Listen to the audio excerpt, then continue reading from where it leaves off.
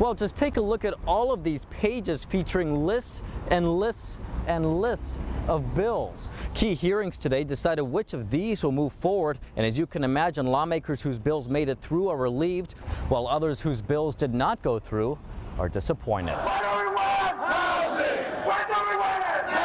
California carpenters making their voices heard today outside the state capitol.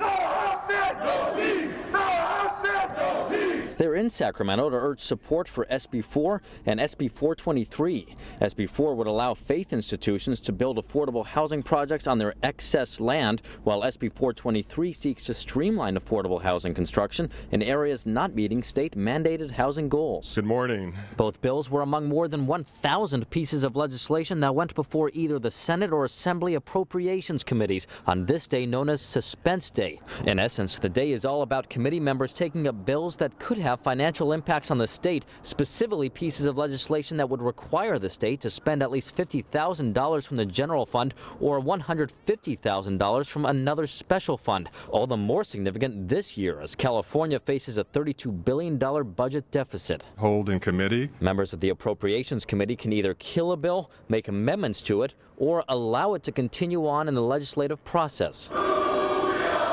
As for the SB 4 and SB 423 housing bills supported by the carpenters, with some amendments, those pieces of legislation made it through. The bill's author, Senator Scott Wiener, expressing relief. These are two highly impactful housing bills that will help California address its severe housing shortage.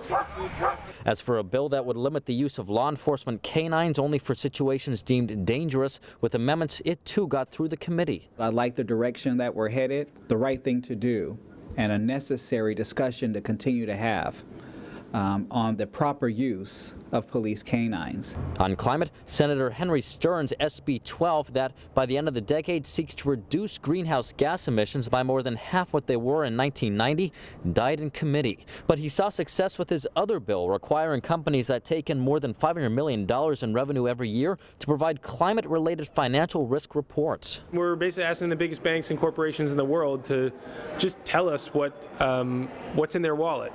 How much pollution from climate is in your portfolio, and last year we lost, hopefully this year we win. Still, for other bills, it was a different outcome. Animal shelters, euthanasia notice holding committee.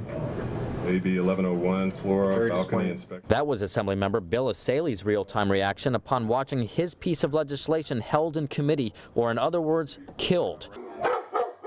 Known as Bowie's Law, it would have required animal shelters to provide at least 72-hour public notice before euthanizing a shelter pet. Killing this behind the scenes in a Probes committee is wrong, and our animals deserve better.